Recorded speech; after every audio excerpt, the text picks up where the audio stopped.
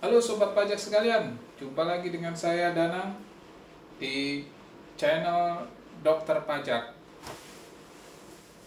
Kali ini, pada video kesempatan kali ini, saya akan berbagi sedikit tentang bagaimana kita menanggapi ataupun merespon email ataupun surat dari KPP atau kantor pajak terkait dengan himbauan untuk mengikuti program PPS atau TA Jilid 2. Baik, sebelum kita lanjut, bagi teman-teman sobat pajak sekalian yang baru bergabung di channel ini, jangan lupa untuk like, komen, dan subscribe. Baik, yang pertama, bagaimana ketika kita mendapatkan email ataupun surat dari kantor pajak atau KPP yang mengkonfirmasi tentang adanya perbedaan data antara aset yang kita laporkan pada SPT tahun 2020 dengan aset yang ditemukan oleh KPP berdasarkan data yang KPP dapatkan dari unit-unit ataupun instansi-instansi yang bekerja sama dengan KPP. Contoh misalnya, ketika KPP melakukan konfirmasi pada aset 01, yaitu tentang kas ataupun bank, deposito, maka tentunya sumber data yang diperoleh dari KPP adalah sumber data yang sifatnya valid, yaitu dari data perbankan. Oleh sebab itu, perlu untuk kita tindak lanjuti ataupun kita tanggapi terkait adanya konfirmasi tersebut. Baik, yang pertama, bagaimana ketika KPP mengkonfirmasi bahwa adanya perbedaan aset, contoh misalnya dalam bentuk kas ataupun rumah, tanah, dan lain sebagainya. Yang pertama, kita mesti menghitung dulu. Contoh misalnya kita dikonfirmasi bahwa kita melaporkan SPT tahun 2020 dengan rekening tabungan ataupun saldo yang ada di bank, misalnya kita tidak laporkan karena kita sudah terbiasa dengan seperti itu misalnya. Jadi kita hanya melaporkan bukti potong yang kita terima, ini misalnya untuk yang karyawan. Kita hanya melaporkan penghasilan dari bukti potong yang sudah diterima ataupun yang sudah dilaporkan oleh perusahaan tempat kita bekerja. Kemudian kita tidak mengisi aset, baik itu rumah, motor, tabungan, dan seterusnya. Maka ini akan menjadi masalah ketika kita dikonfirmasi oleh KPP untuk ikut PPS. Solusinya seperti apa?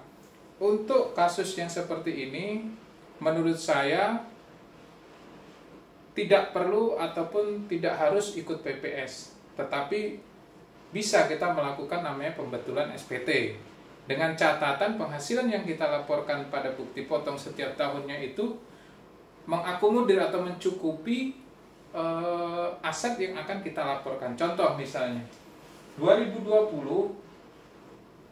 kita aset menurut kita itu 0. Kemudian hasil konfirmasi dari KPP itu misalnya di sini ternyata ada tabungan sebesar 70 juta rupiah. Kemudian rumah misalnya 200 juta. Maka bagaimana kemudian kita menyikapi hal ini? Jadi ada opsi. Selain kita ikut PPS, kita bisa membetulkan SPT. Tentunya kita harus menghitung dulu penghasilan yang sudah kita laporkan seberapa banyak gitu kan. Kalau kasus yang seperti ini, kemudian pada bukti potong selama tahun 2018, 17 katakanlah, sampai 2020 setiap tahunnya penghasilan kita katakanlah 120 juta, maka dikali dengan 18, 19, 20, 4 tahun dikali 4, maka penghasilan kita adalah 480 juta. Asumsi konsumsi kita setiap tahun itu satu tahunnya katakanlah 50 juta konsumsi. Jadi selama 4 tahun kita gunakan untuk konsumsi habis sebesar 200 juta. Maka seharusnya kita masih punya aset saving dalam bentuk kas dan rumah senilai 270 juta itu masih make sense. Jadi kita tidak perlu harus ikut BPS, cukup kita betulkan saja. 2017 punya penghasilan 120 juta, kita masukkan saja konsumsi 50 juta, sisanya 70 juta dalam bentuk aset, bisa kita akui dalam bentuk cash ataupun misalnya rumah senilai 200 juta, hutangnya 150 juta, hutangnya misalnya 130 juta, sehingga aset bersihnya pada tahun 2017 adalah 70 juta. 2018 begitu lagi, kita dapat penghasilan 120 juta, kita laporkan, kemudian konsumsi asumsinya 50 juta, kita punya tambahan aset sebesar 70 juta. Maka aset 70 juta itu misalnya mengurangi hutang kita 130 menjadi 60 juta. Tahun 2018 begitu. Kembali lagi, mengurangi lagi nilai hutang aset rumah kita. Sehingga 2019 sudah lunas status rumah ini. Kemudian 2020 kita melaporkan adanya aset dalam bentuk kas sebesar 70 juta. Teknik seperti ini bisa kita lakukan sepanjang memang masuk akal. Jangan sampai kemudian SPT di bukti potong kita misalnya hanya 50 juta, kemudian kita dalam 1 tahun, kemudian kita masukin aset senilai 40 atau 50 juta di tahun yang sama. Ini ya tidak masuk akal aja gitu. Dalam 1 tahun konsumsi hanya 10 juta atau bahkan nggak ada konsumsi, ini menjadi bahan pertanyaan. Apalagi kalau sampai bukti potongnya itu hanya 50 juta, kemudian kita masukin aset senilai 100 juta, ini sudah pasti nggak masuk akal dan akan menjadi bahan pertanyaan. Karena apa?